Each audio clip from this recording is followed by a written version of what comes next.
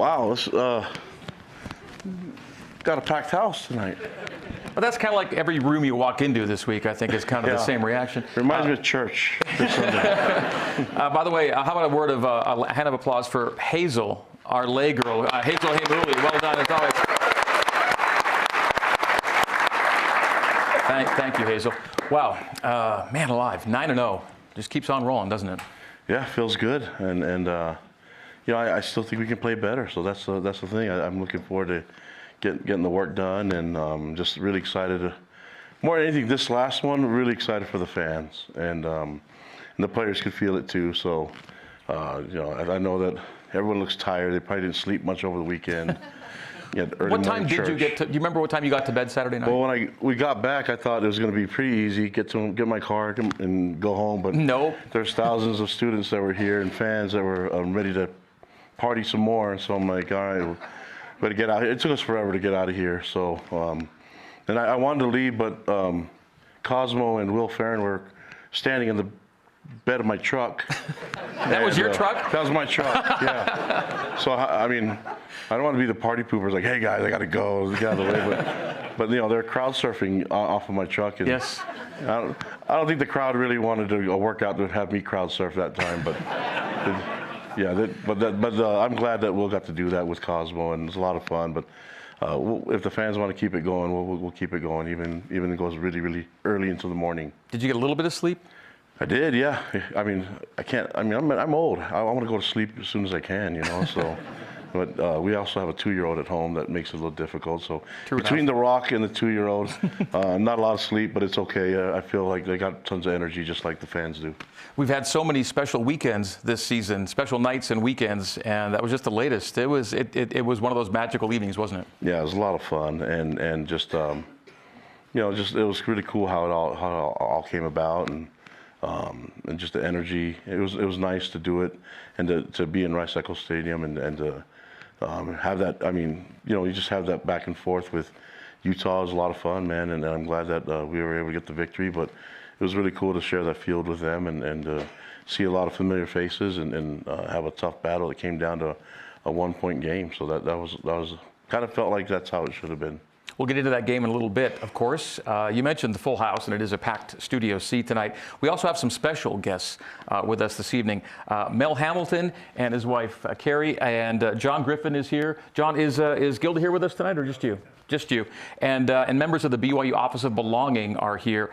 Mel and John, of course, original members of the Black 14, and Black 14 Philanthropy is pairing with the Church of Jesus Christ of Latter-day Saints and LDS Charities to feed people across the nation. Of course, in coordination with the BYU Office of Belonging. It's great to have you gentlemen here. Appreciate you and all you've done. And BYU's partnership with the Black 14 has been a special development over recent years. Yeah, it's been an honor having Mel and John be part of our educating our players, and kind of just being able to share their story.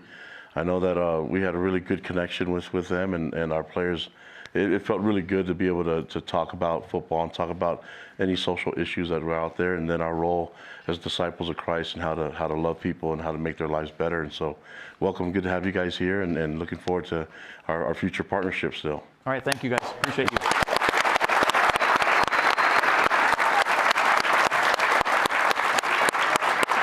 And if you'd like to learn more about the Black 14 and contribute in their charitable efforts, go to black-14.org. That's black-14.org. All right, we are awaiting the CFP rankings. They'll be out here in the next few minutes, actually. They're coming out between doubleheader basketball games on ESPN tonight. So when we know, you'll all know, and you might actually know before we know if you've got a phone out. So we'll get it pretty soon. But the point is, you're going to be in the CFP rankings, looking to move up from 9 last week. I know you're focused fully on Kansas, but the polls are part of the dynamic right now, and the CFP is as well. It's fun to be involved with it. Yeah, I mean, for me, I think I said it in the presser yesterday that I'm not really worried about it, trying to stay focused on what we're trying to get done this week. I'm glad that people are talking about us. That means that it's a good sign. But we got to just stay humble, stay hungry, get back to work. That's what we know, and we've been doing that for the past 9 games, and we've got to do that again for this 10th one, because this is a really tough team that's coming to town. But it's cool that the fans get to enjoy it more than anything. But the distraction can be a distraction, whether it's positive or negative. We just got to put our nose to the ground and get to work. So that's what we're going to do. But congratulations, fans. You guys can have fun with it. And Greg, you can talk about it and try to distract me more, but it's not going to work. So, yeah, well, but it's a lot of fun, and it's a good sign for the program. And, of course, beyond the CFP, which is a great discussion, your next game is a conference game. It keeps you in the conference championship chase. That's the other thing, too. One thing you weren't doing in Independence is playing for a title. And you get to play for a title each week now, and you're getting closer and closer to that objective, and Kansas is another big step. Yeah, and then just being interested in the teams that you're going to face, that's left on the schedule, and seeing how, I mean, it's a cool partnership with the Big 12, because now we're looking to see what the scores are and how the other teams are doing. Teams that we played, how are they doing?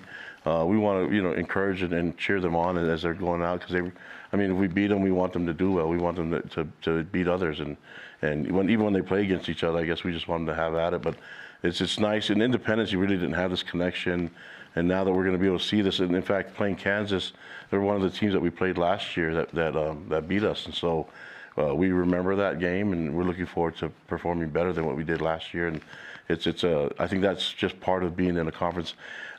That's what I knew when I was a player here. I mean, we played, and we were in the WAC in the Mountain West, and so it feels right, and I'm glad that the players get to enjoy it as well as the fans. I think Kansas and Oklahoma State, right? They were the only two teams you're seeing in back-to-back years. Yeah. So. And it's nice that we get them here at home. I get asked a lot. I'm doing a few interviews this week, and they all ask, what's the toughest game left on BYU's schedule? And I say, well, it's that week's game. I really do believe that top to bottom, there's no game you can look at and go, because even, for example, the team that's 0-7 in this conference right now gave you as good a game as anybody. I think it's a really good league top to bottom. Yeah, a lot of parity. And look at us last year. We took Oklahoma State to double overtime, and then you're going to get their best shot. And I know that I'm watching Kansas. They're playing their best football right now. It just kind of makes sense that every time we play somebody, they're going to play their best ball. And I wouldn't have it any other way. I think we're expecting their best shot, and we need to make sure that they get our best shot. I think it's this game, and you see it on film, is going to get us hopefully enhance our level of play and get us to places that we never thought we could accomplish before. Well, it is another huge game set for this Saturday. A full focus on the Kansas Jayhawks, and we will preview that game coming up shortly. But first, a final look back at what went down this past Saturday night in Salt Lake City. It was BYU and Utah for the 96th time all-time. BYU playing for consecutive wins over their rivals for the first time since the 2006 and 2007 seasons. Let's take a look back at the momentum moment and top player performances presented by Waystar. And the momentum moment is a series of moments all coming in the final 90 seconds of the game.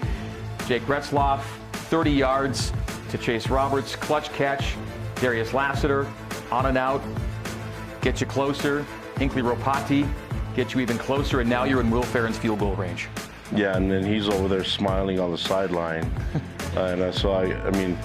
He seemed really loose, and I wasn't going to mess up his mojo. And obviously, he knew what he wanted to accomplish. What a final minute and a half, though, for BYU. This is a great Utah defense, and for most of that fourth quarter, you were pinned back. It was tough to move the ball. Then you had to move the ball 50, 60 yards in about a minute, and you did that. Yeah, and then they're just flipping the field on us. So when the defense was out on the field, we were playing almost in midfield. They had the field position in favor of them, and so you have to look at what Jay and the defensive staff was able to do, and by getting those stops, we were able to make sure that the scoreboard stayed at 0. I mean, the defense shut them out in the second half, which was huge for us, and we knew it was going to be tough sledding. We knew that it was going to be a battle. I think the thing that people aren't talking about enough is that the X factor and the difference maker for us was special teams.